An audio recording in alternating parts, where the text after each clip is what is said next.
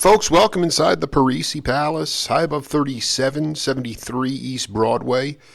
This is the Jake Feinberg Show, comedy on Power Talk. Thank you so much for making us part of your day today. And just off the road after seeing some really inspirational live music amidst some beautiful people.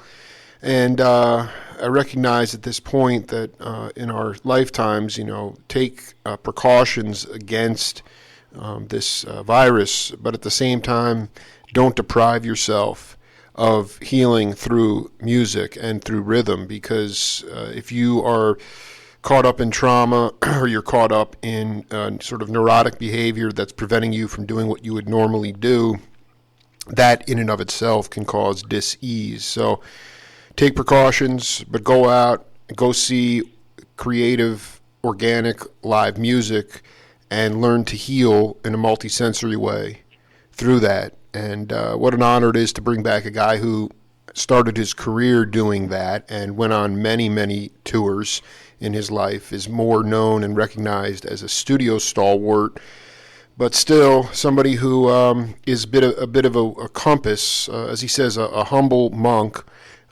moving forward in a time when I think there really is no roadmap. You make up your own roadmap. Chuck Rainey, welcome back to the Jake Feinberg Show. My pleasure, my man. It's great to talk with you again. My pleasure. No, it's an honor, man. It's just so good to hear you, man. Can you talk a little bit coming out of Ohio, or even just early on with Bernard, or when you got into the studio scene? Was there ever a time in your career where it just seemed like whatever old paradigm was there was not even applicable anymore, and that you guys basically had to make something up or kind of make up your own thing on your own? There was no roadmap, and you just had to go and make your own. Well, I can try and talk about it. Actually, before I got to New York, I came out of Canada. I was there for about a year after I left Ohio. And working with Bernard, during that time, music was at a place where we were doing a lot of top 40 radio hits, alive, playing live. And so that was easy because all we were doing was copying the songs that were on the radio. When it came to the studio, of course, we learned how to read, before Bernard was there before I was there.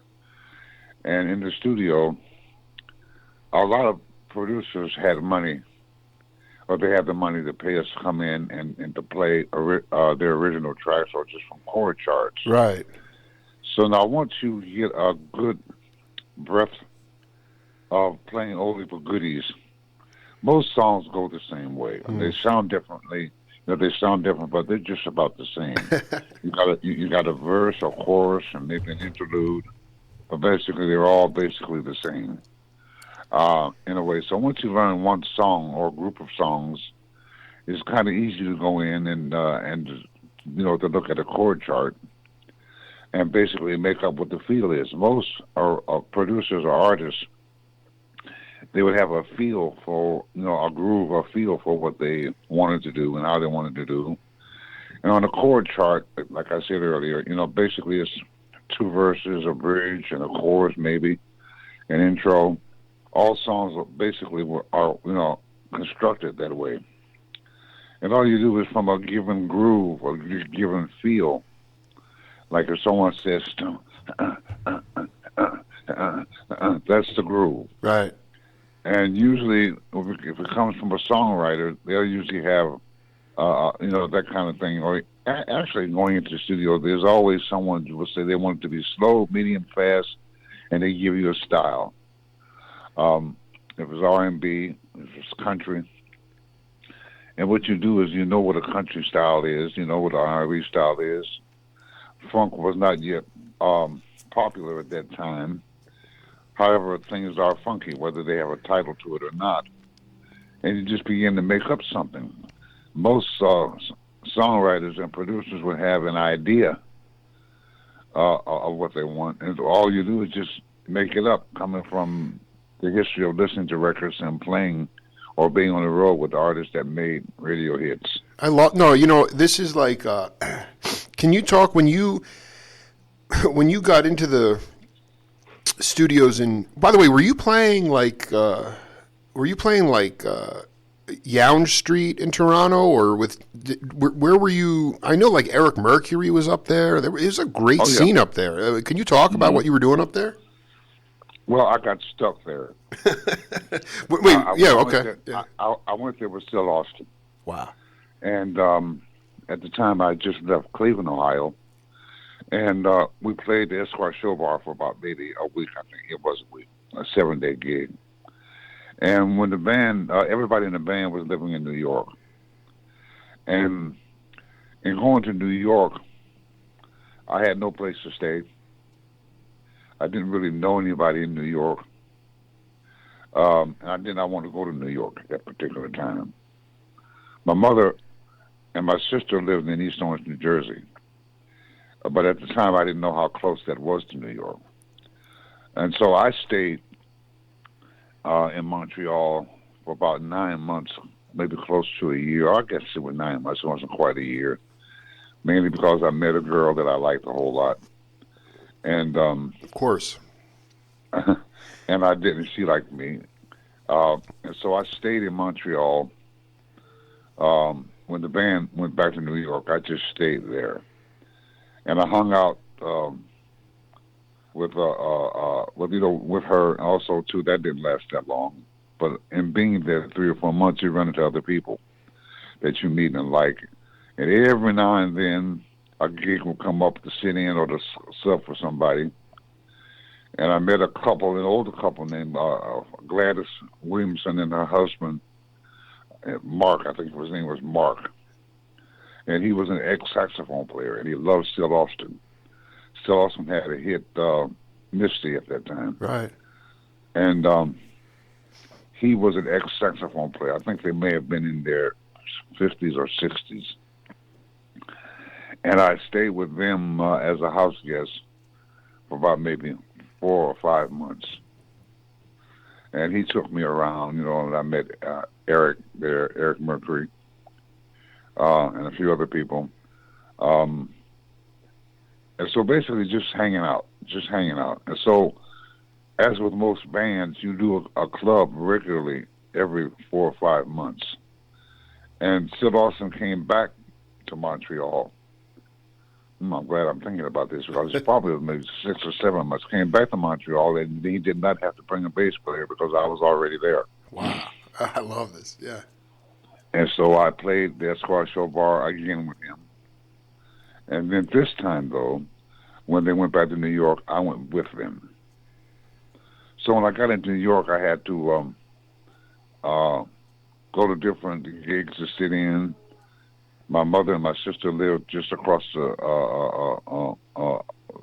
bay in East Orange, which is about a 45-minute train and bus ride. So I was able to hang in New York.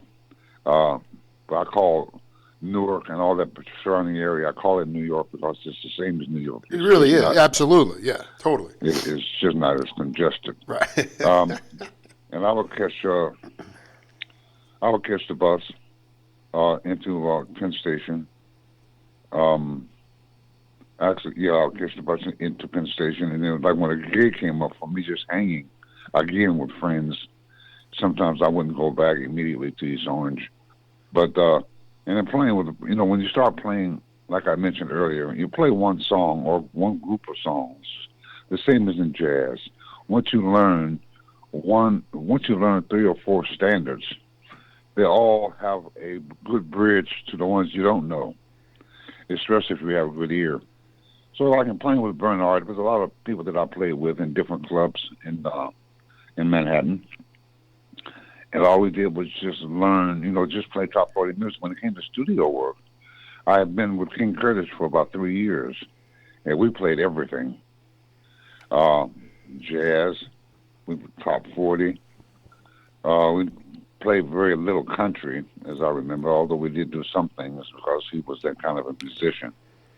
So it's relatively very, well, I'd say it's easy it's not easy for someone that does not understand what I'm saying. Although I'm trying to be as clear as I No, can. you're doing a great job. I mean, it's. Can you give an example of a song once you learn a standard, how it can relate to an unfamiliar song? Well, it's early in the morning, Jake. Well, like, okay, let's do it. This is a better way to do it. Like compare. Is it fair to say that the first studio gig, at least according to this, 1965 in New York, Red Holloway? Do you remember what your first studio gig was? No, Red Hollow is in L.A. No, I'm looking I here. didn't meet, And I'm just curious. What was your what was your? Do you remember your first gig when you got into the studio scene in New York? no, I do know that it paid me $5. Wow. When I'm getting off the bus and going up to Jim and Andy's. I think it was Jim and Andy's, one of those bars where musicians hang out. Well, that's for work. exactly where you went because you could cash your checks there. I mean, I'm just were you when you the second time with Sil, you moved, you came to Jersey, New York, and then did you wind up in the 802 at that point, or I mean, I'm just curious about like what was your connection to getting Radio Registry, getting that call? Well, I already been doing a lot of demos, but before that, when I joined King Curtis's band, it was mandatory to belong to the union. He made sure that everybody belonged to to the union to 802 because he did a lot of those union clubs, and so he would loan you the money. Of course, you had to pay it back little by little. But when I was just hanging in New York and playing with a lot of different bands and going on the road with different acts for a hot minute, I didn't have to belong to the union. But once I joined King Curtis's band, I had to belong to the union. And I didn't join Radio Registry until after I left King Curtis, because when I was with King Curtis, and there was no need to have a registry. Nobody really had a phone. You're right. Yeah, no, you guys were probably on the road like I don't know, 200 days a year, more. We definitely worked a lot, which is all very, very good, very, very good for the muscle memory. But once I left this band and I got a couple of demos, then I had to join Radio Registry because that's where you get your calls. I want you to just compare the stuff because when you came in, rock music. I mean, when did you actually move to Newark, or when you came back? Was that 66 or 67? No. When I came into East Orange, it had to have been, Jake, it had to have been earlier than that, like 62. Oh, 62. Okay, so this is so amazing. So, like,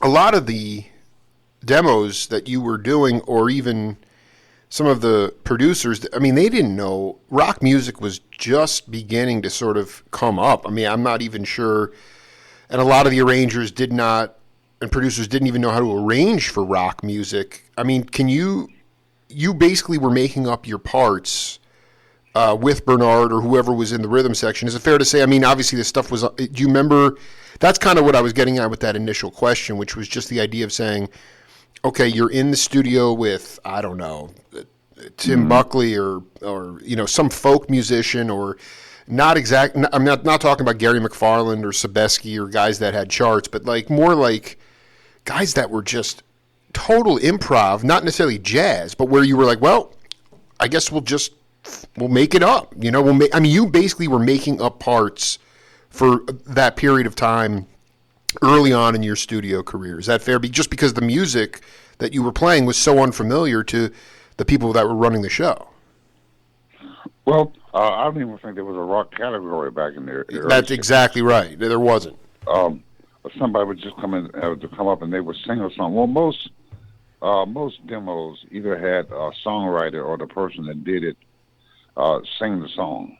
And once you start singing, you see what kind of groove it is. And you sort of just make up your feel on how it is. And sometimes they would indicate, well, it's more like this. It was more R&B, pop, popular stuff, or just Well, it was so far back.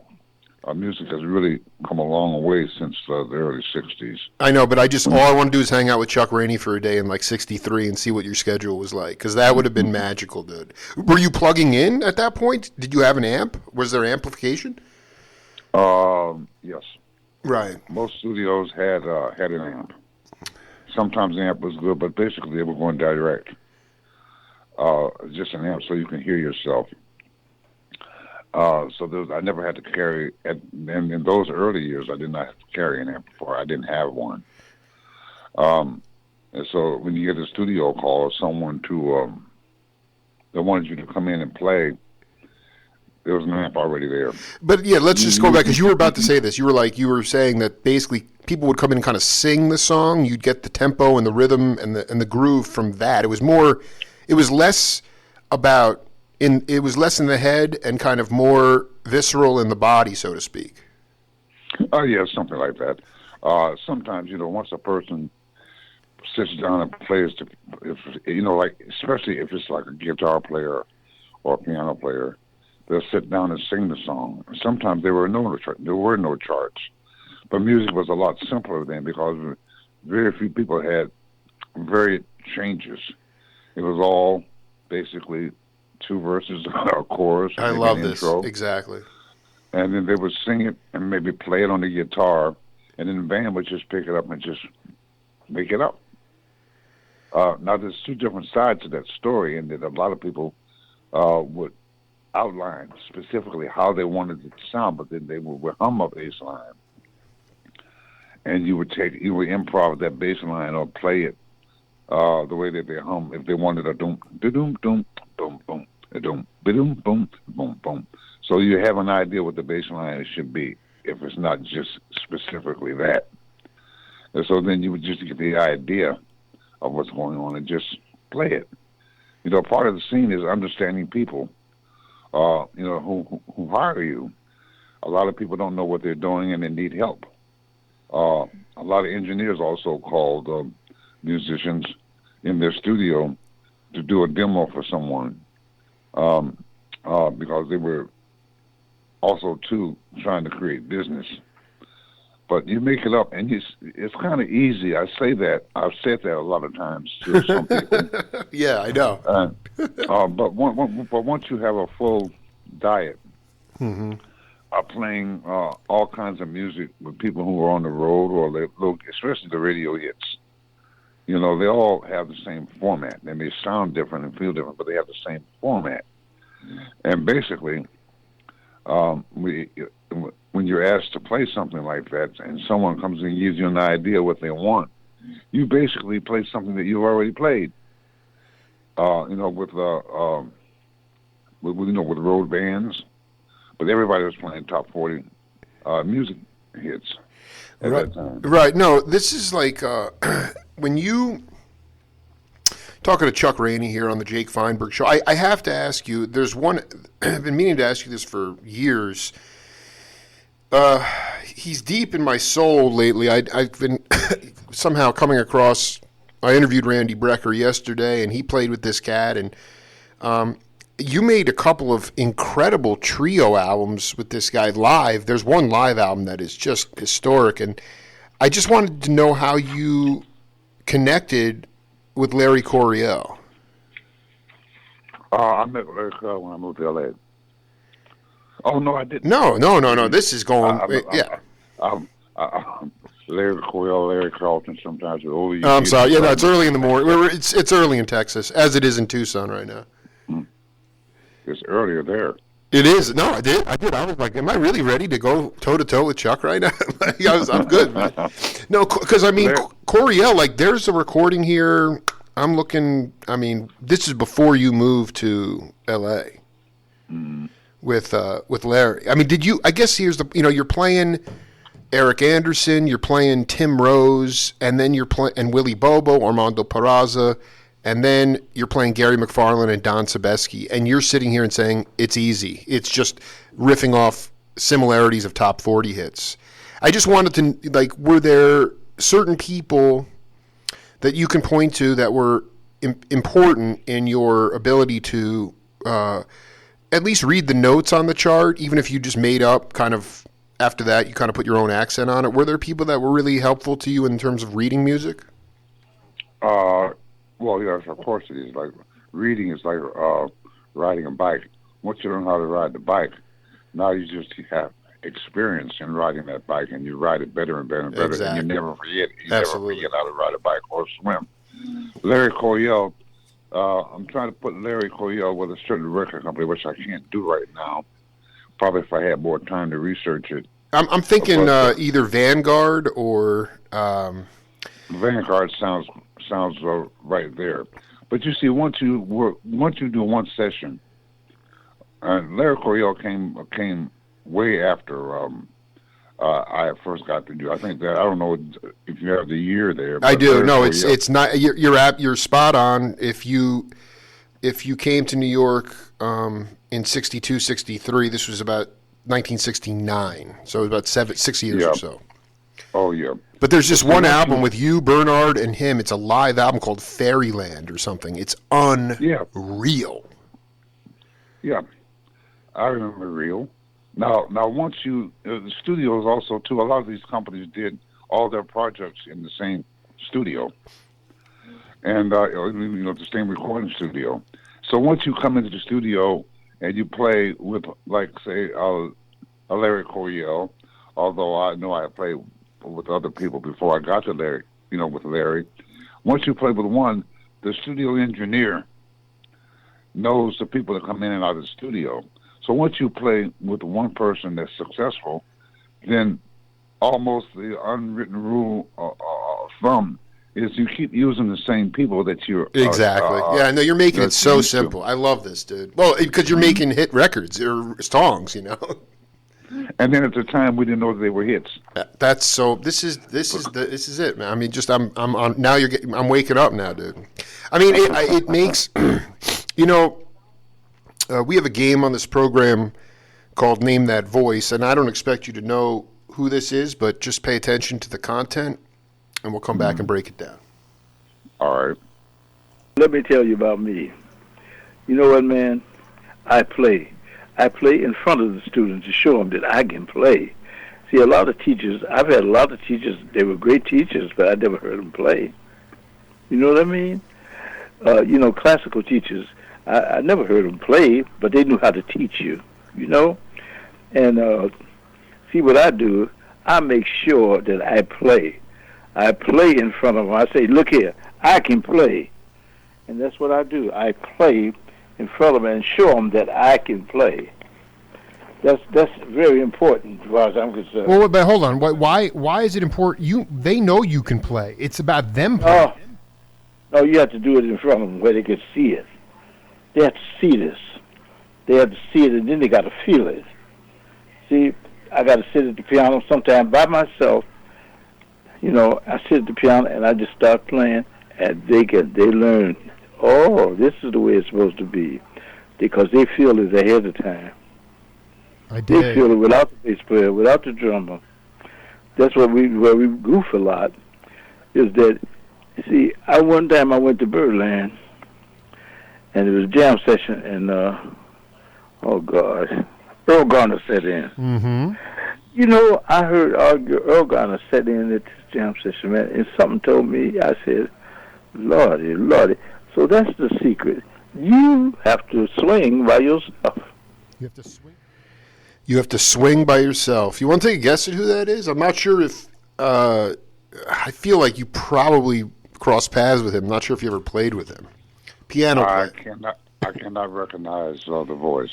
I'll give you a break. That was, and we just lost him. He just left the planet. That was Barry Harris. Barry Harris. The piano player. Barry Harris. Yeah. See, now, I never played with Barry. Barry is probably a good 15, 20 years older than me. I mean, I don't want to put him that old. Barry's out of Detroit. Yeah, so that's what I'm saying is that I know you had a very good working relationship with Donald Byrd. I mean, how did you get credibility? I mean, the Jazz Cats, how did they get hip to you? Was it just because they were like, there's this bass player in the studio, he's just got tremendous feel instinct. He's making hit records because. Well, Go ahead, please. let me quickly answer that and go back to Barry Harris. Please.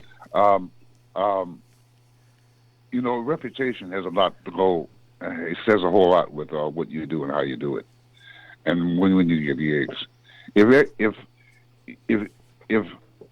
people just see me a lot, when they say who should we get on bass, the person who is being asked that question will usually remember the last person they saw or the person that they see a lot. Right. So a lot of playing in sessions is just by reputation. Just people just see me, or they see Bernard, or they see Cornell, or they see Eric, or they see Larry. The person that they work with, a lot comes to their mind. They just say Chuck Rainey, Bernard Purdy. Now back to Barry Harris. Barry Harris, when he was alive, a lot of people thought that he was sort of kind of cuckoo in the head because of the way he talked about jazz. But Barry said exactly what should be said when it comes to teaching. And I've seen a lot, one or two videos with Barry teaching. And one thing about him is it's true what he said. The student or the person that you're talking to about music very rarely sees the teacher in a playing situation. Exactly. They're just teaching the rules and the whatnots and do this and do that. But see, someone like Barry fits into how when I do clinics, and most people that lately that I know that do clinics, the student should see the teacher playing by himself. Now it's kind of hard to do it with the bass, and so. But again, the bass basically is a rhythm section instrument, and it plays bass lines. And any student that wants to play the bass should understand that, or they do understand why they're listening to this particular person. But piano players, guitar players, even a saxophone player can take his horn and just play something, just make it up, or play a song, because he's basically talking about the embouchure and the sound of the sax, because the saxophone is a lead instrument in the band. So, like, I've always cared a lot for Barry. I never met him. And he said a lot of things, of course, that I disagree with. Like, he put Herbie Hancock down. Really? Said he ain't really playing jazz, because jazz is just there. Now, Barry was basically a very well, when it came to theory, he understood theory and how to play the piano, what this goes and how that goes. But you see, in the world that I come up in, you break theory rules. Yes. In order to perform. That's what the classical guys that play classical in New Orleans, that really, I think, started jazz. They broke the rules and started improvising over classical arrangements or classical things. You're talking about you're talking about tradition, trad jazz kind of people. Yeah. Yeah. Yeah, you have to go through classical music. Well, you don't have to, because my generation, or even the ones after me, they basically, if they played classical music and became jazz players, they listened to classical music first, or else a predecessor to playing jazz. And I'm mainly now talking about piano players. Sure.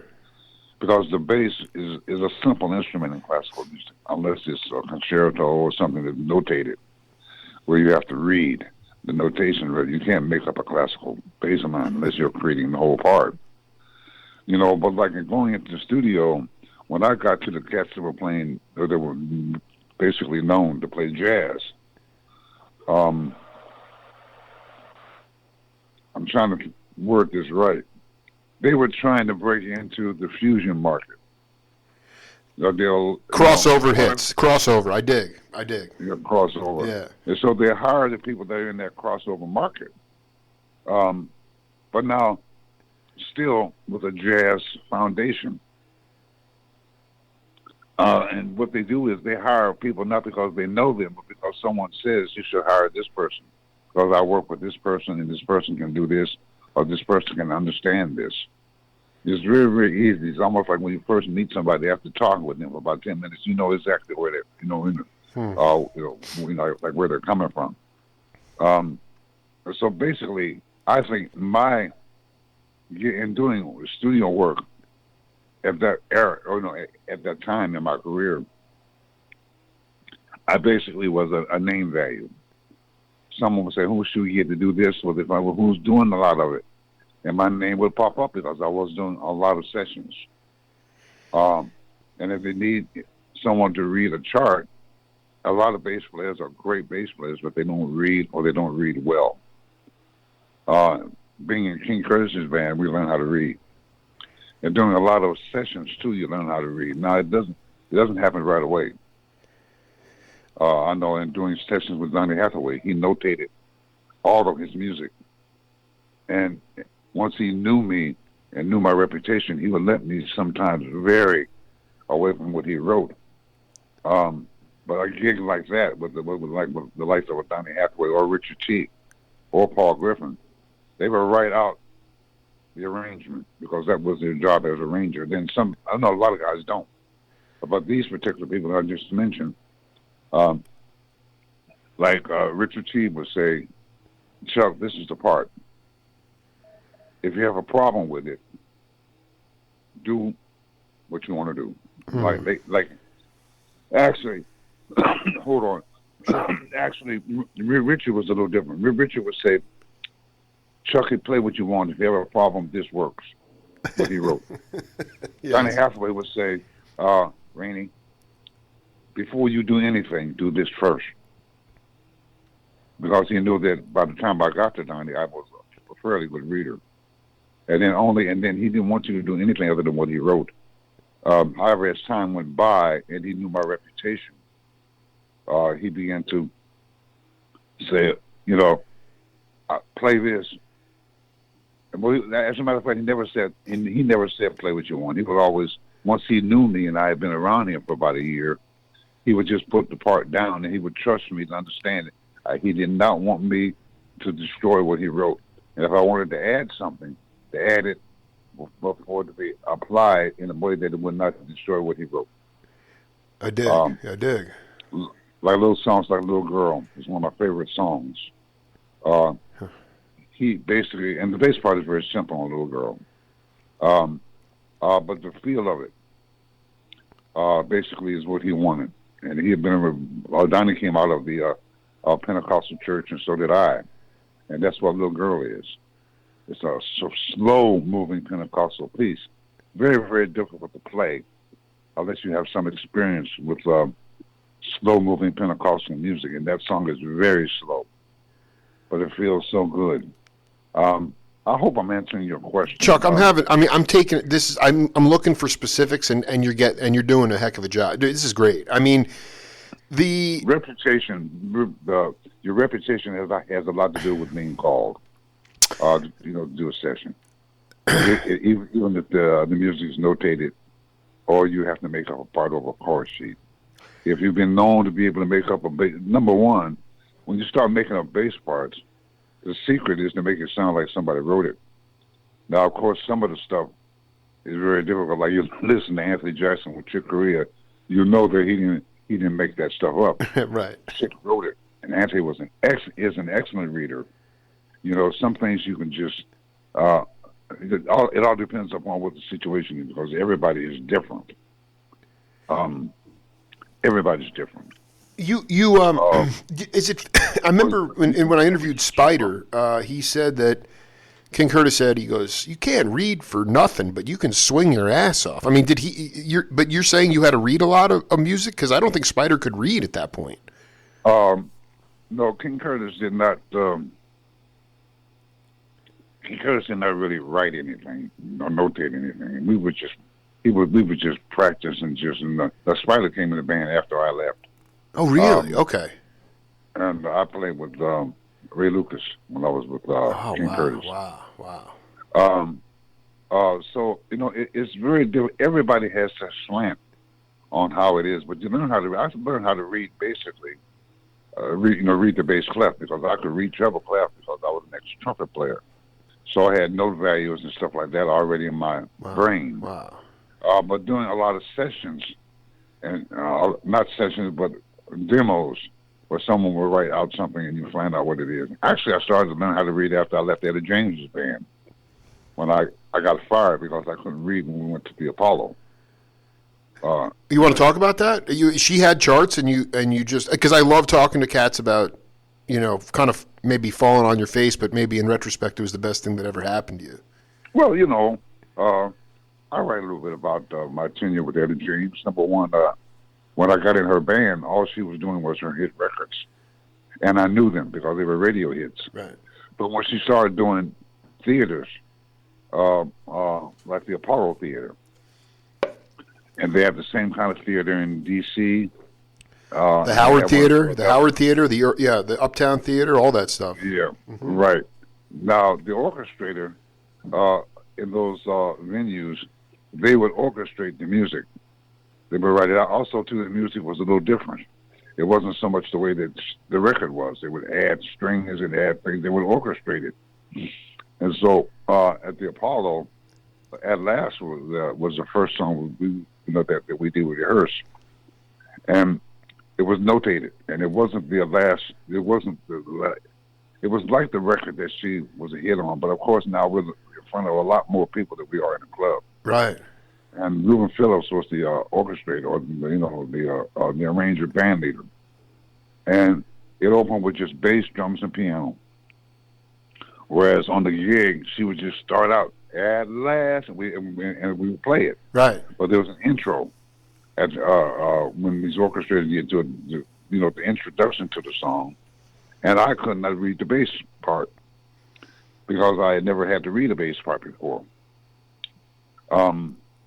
So I got fired very nicely because you can't fool around like in the theater. Well, let me ask you. Can I just stop? You're telling me that there was no, considering that you had a good musical rapport with her, there was no rehearsal in advance of the gig. You just showed up and it was put in front of you. At the theater? Yeah, like I'm just saying, like you didn't have time to work it out.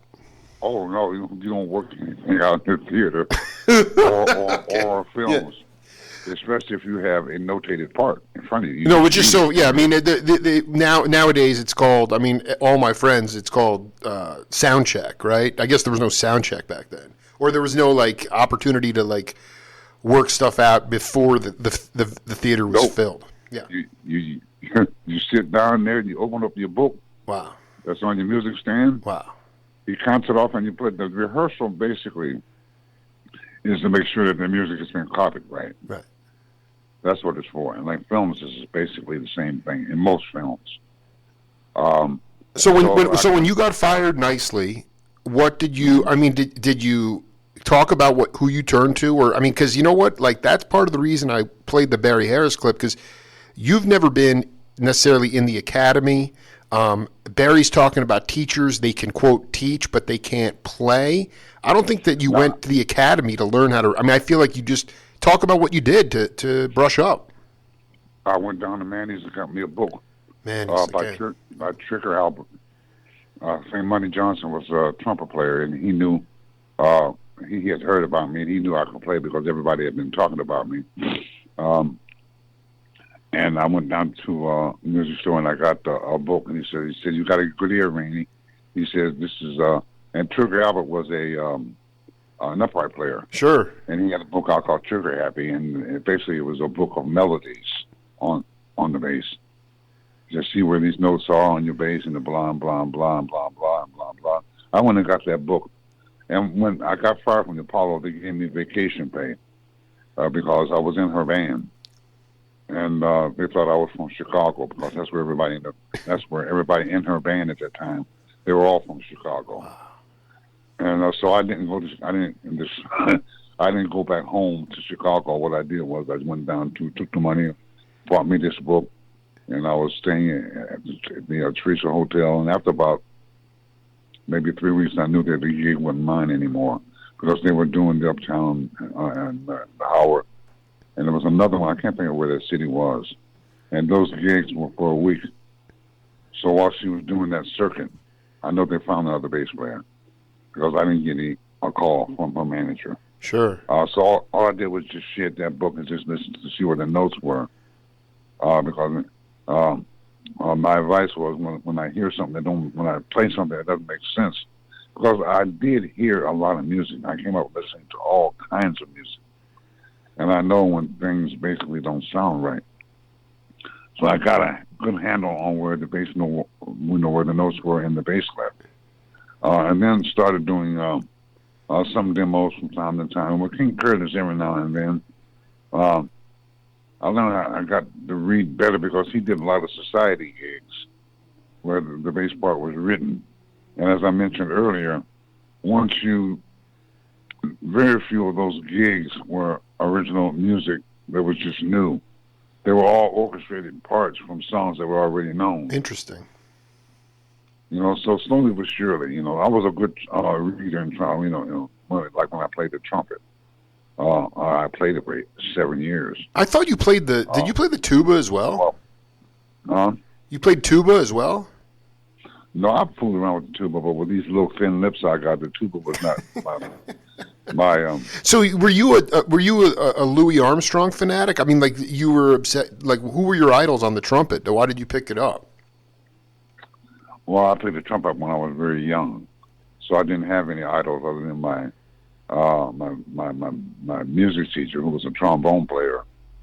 But I didn't have any trumpet idols until I got really into playing them, other than Clifford Brown and Lee Morgan. Clifford Brown, Lee Morgan. And I didn't really get the Louis. Louis was a different kind of trumpet player. He absolutely was.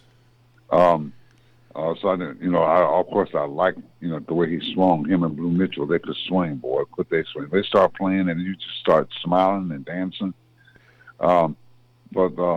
Were you before you left Cleveland? I mean, that was a bastion of amazing music. I mean, did you get to see any iconic cats like Clifford or people that came through there? Even playing R&B. I mean, that you talk about Toussaint, Earl Palmer, Coltrane, all those guys walked the bar, Cannonball, before they started getting into bebop. Did you see them in Cleveland or anybody along those lines? No, I was basically in R&B in Youngstown and Cleveland. Now, you do bring up a good memory there. I joined Big J McNeely in Cleveland. Yes. And Big J was a honker, and he walked the bar and laid on his back and all kind of stuff like that. But basically, it was all rhythm changes. Just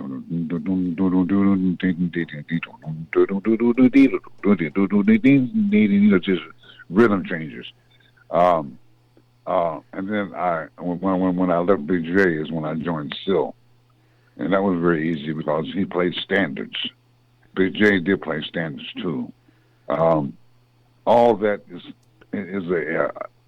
a cumulative journey as you learn where all the songs. And when it comes to reading them, is another is another thing. But as I mentioned earlier too, the bass is a very simple instrument. It's the easiest instrument in the band to play because it's basically you're resigned to play maybe one note, not chords, and just play one note at a time. So over a period of time, it took a long stretch. Well, after I left Etta James, I had to understand too that where the notes are in the bass clef because I'm not playing the treble clef. I had several situations once I became somewhat of a regular studio player in New York, where the orchestrator would write the bass part in the treble clef, because guitar players like Eric Gale, Everett Barksdale, a few of the guitar players, they would play bass, but the bass part was written in the treble clef because they were guitar players. Just like when I was in college, I played the baritone horn, and they wrote the baritone horn in the treble clef, because it's the same fingering as a trumpet, 3 valves, and it's just that when you play the part, it's in the bass, the sound is coming from the bass clef. But they wrote it in the treble clef because I was a trumpet player. Before I let you, I know, I mean, I wanted to ask you about 2 cats before we wrap up this session, because the first guy to record with the electric bass on a jazz record was in 1953. It was an Art Farmer record. And I wanted to know if you ever crossed paths. I know bass players don't run into each other a lot in the studio because you guys are always working sessions, but Monk Montgomery, did you know Monk? No, I didn't. Did you know any of the Montgomery? Only because he was the one that I mean, sort of, I just wonder if there was, even early on, any sort of like, because you were a hot commodity, you were young, you were making, again, you were in the studio a lot, but did you get any grief from the pure jazzers about playing the electric? I remember you talked to me about Mingus pulling you aside. And Absolutely. can you talk about that? Now, Monk played the Telecaster bass with his thumb. Yes. Like a pick. Jimmy Lewis did the same thing. Right. They used their thumb. They didn't play it like they played the upright. The Montgomery brothers, I played with the piano player. What's his name? There's a Buddy. Buddy Montgomery? No, not Buddy. Buddy Montgomery. He was a vibes. He played vibes, yeah. Buddy also, too, was not a part of that family. Buddy Montgomery was, there's a Buddy Montgomery that was very, very famous and popular. He was a white player. Wow. There was Hank, let me see, Monk Montgomery. There's a big one, it was brothers. Well, no, it was Wes, Buddy, and Monk. Those were the brothers, as far as I know.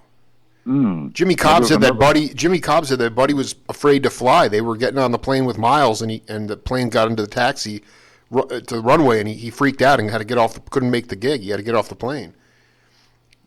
But I'm curious about how when people would give you these dirty looks. I mean, I don't think that. Did you ever play Birdland, or did that ever? I'm just wondering how you dealt with the grief of these purists who would come in and be like, "What the hell is that?" Well, I didn't have grief about it because I got used to it.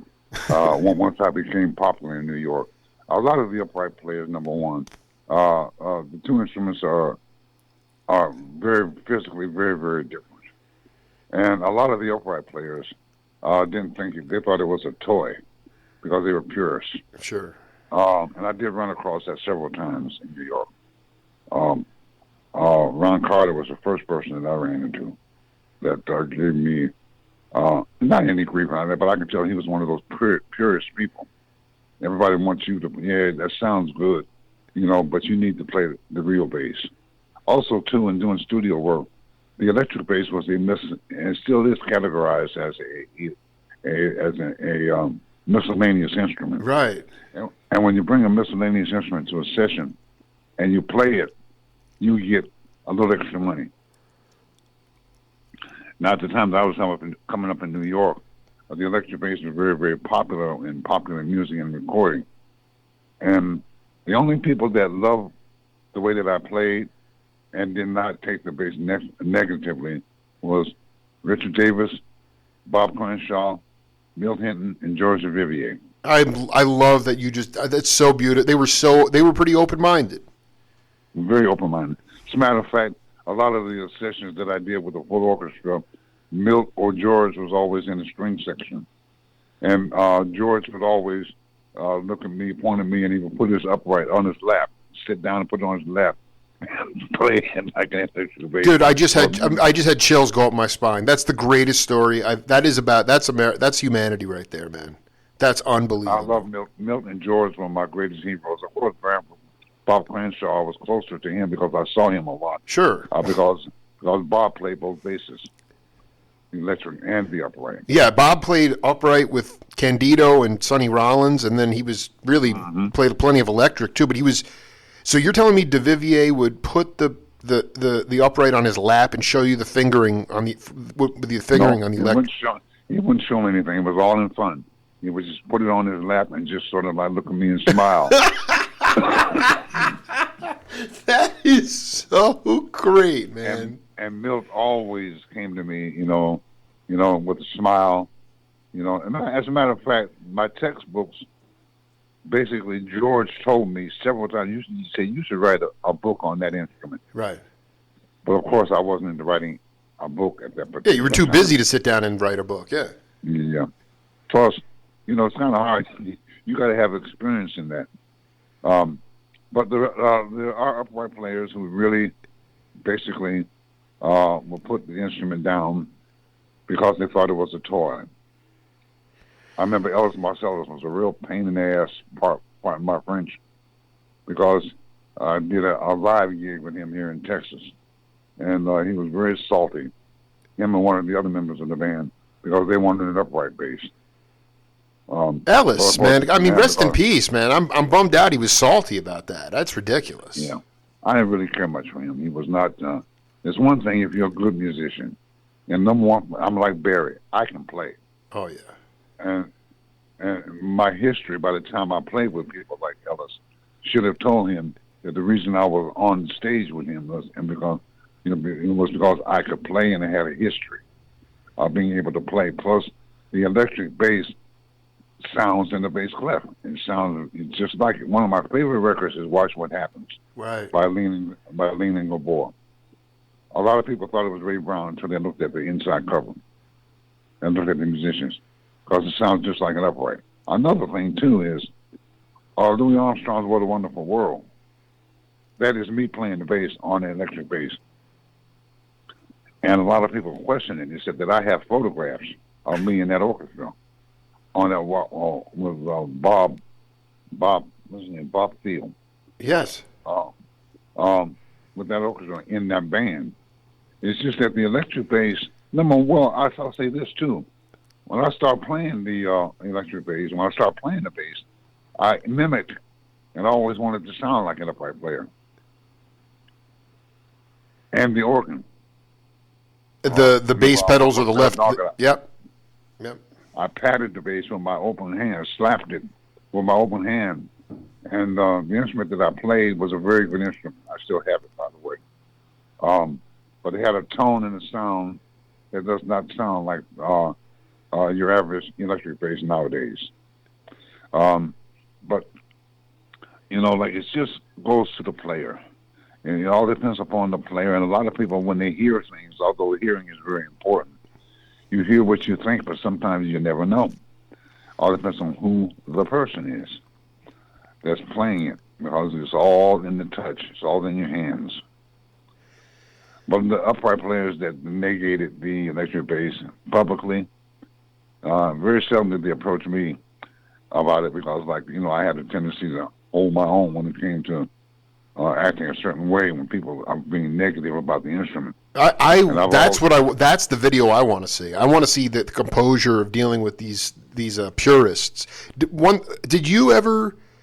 Because you were a mainstay. I know you played with Donnie. You would go down Village Gate or the Bottom Line. Did you ever cross paths with Jimi Hendrix? Of course. Jimmy was a very good friend. Oh, that's beautiful. You met him down at Cafe Go-Go, or how'd you meet him? Or Woodstock, maybe? Jimmy played in our band for about 6 months. Which band was that? King Curtis. No, he didn't. He certainly did. Curtis always had a singer that he featured for about 15 minutes on his hour sets. A singer or another player. And Jimmy played with the band, maybe not quite as long as 6 months, because he left the band and went to play with the Isley Brothers. That's right. For about 6 or 7 months. But he was in King Curtis's band. We met him after the Beatle tour, and he was playing with Little Richard. And the band was not good at all, because he had 2 guitar players, 2 bass players, and 2 drummers. My God, that's a train wreck there. Yeah, well, actually, it was in a way, but the King Curtis was a master of picking out people. Right. Oh, absolutely. After the tour was over, after the Beatle tour was over, we played the Stupid Sales variety show on Broadway, and that's when Little Richard came off his sabbatical, because he wasn't doing anything for a while. And right after that week at the variety show, we had a rehearsal for something, and Jimmy was there, and Jimmy was with us for about 4 or 5 months. Now his playing was not as what it became, right? He was a little bit tamer, or what? How would you describe his playing? Well, Jimmy knew all of the blues records, Elmo James, all that kind of stuff, and he was a showman, Yes. which is why he was in the band. We would play for maybe like 40 minutes, and then he would come on stage as, you know, Curtis always had someone, a female or male singer. I can't remember another instrumentalist, though. Jimmy was probably the only one when I was in the band that came on and played. He would play behind his back. He licked the bass, the guitar and stuff like that. And he was a featured act, part of the show. Wow. And he was basically just playing what he always played. You know, it was always a little different, you know. But it was a pleasure being around him. I have always said that the movie about Jimi Hendrix was full of it. He was nothing at all like how they portrayed him in the movie. Well, then tell me what he was like. What was he was? Talk about your perception of him. Well, he was very docile. He smiled all the time. Yeah. He was never arrogant about anything at all. Very nice to be around. Me, him, and Dupree used to jam a whole lot. Oh dear, you and him, and just you, him, and Dupree, and was there a trap drummer at all, or no? No, just jam together. Oh, three that's people. great. Before I let you get out of here, Mr. Rainey, and you're just a classic guy, man. You live in Texas. You've been through natural disasters. You had to put down a rescue dog last week. You went on tour with Marlena Shaw way back when with health concerns, but you continue. Can you just talk about how you regenerate resiliency in your life? I only say that because nobody saw any of this pandemic stuff coming when it did. I think it's going to be with us we're just going to have to learn to live with it. And I feel that my generation, we've lost a lot of our elders, and a lot of the younger cats are getting dismayed to a degree because they just haven't had the DeViviers and the Milt Hintons to build you up. They're not as mentally strong. And I just wanted you to talk in your own way about being a humble monk and how you sort of refill that well of resiliency in your life. Well, number one, I love music for sure, and the way I came up in Youngstown, Ohio, you don't give up doing anything because it is what it is. Mm-hmm. Nobody's life is perfect. That's right. And when things are down, they're just down. But like the song says, everything must change, and everything does change. But you can't let one mishap or one negative situation destroy it. A lot of people do. It destroys them. They won't do that again, or they get a certain mindset about something. Rather than understanding is, if something happens to you that's negative, it does not have to happen to me. I'm a different person. Yes. Or if something has happened to me, the same thing does not necessarily have to happen to you. So people as a whole have to realize that, but a lot of people don't.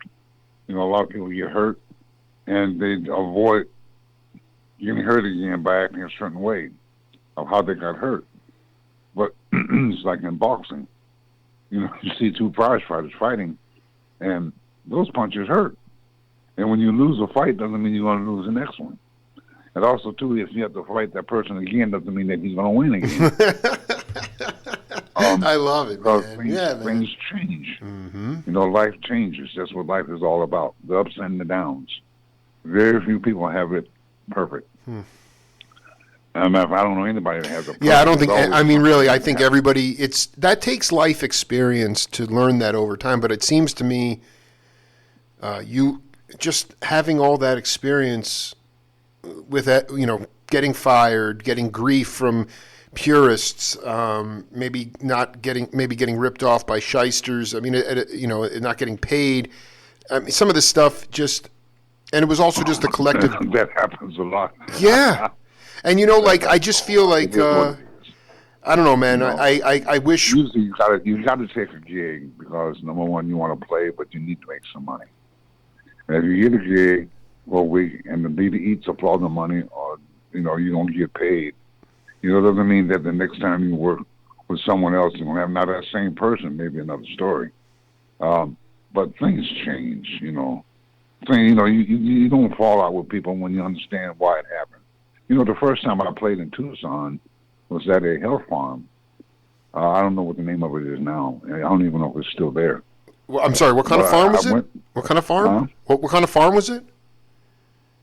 It was a health farm. Wow. Like a health resort.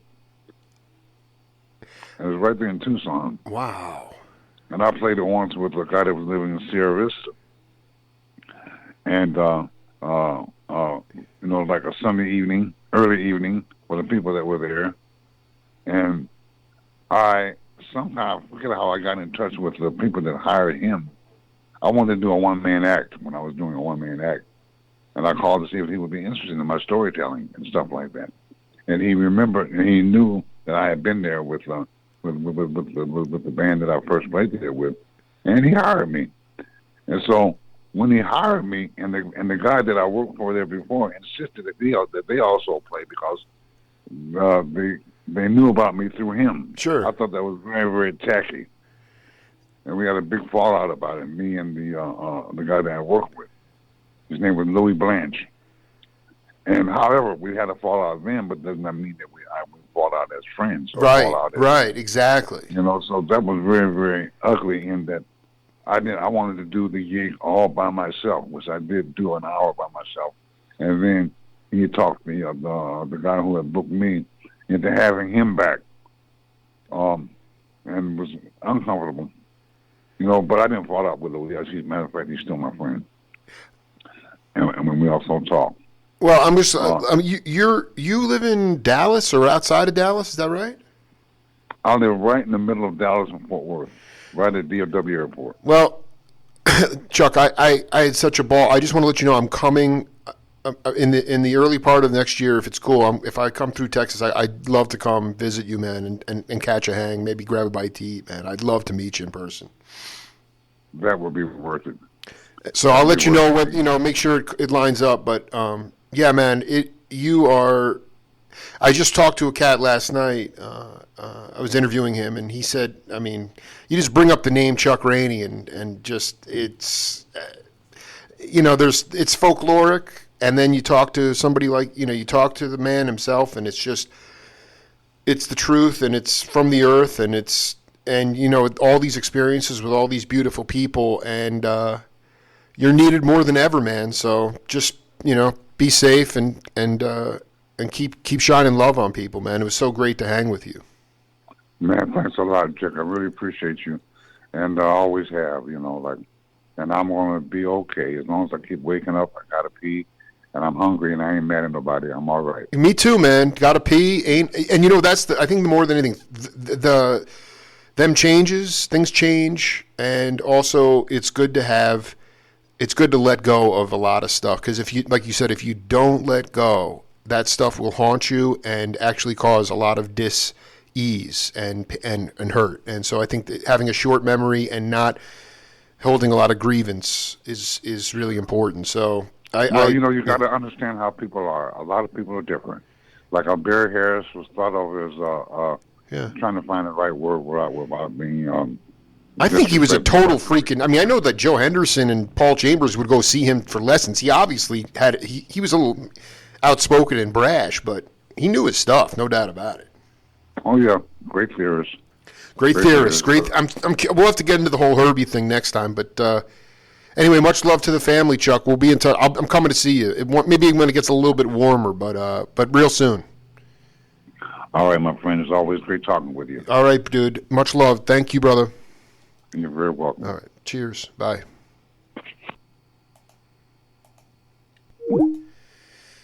Thank you to Chuck Rainey. Part 4 or 5, I don't even know. Just a beautiful human being. And we'll be back on the Jake Feinberg Show.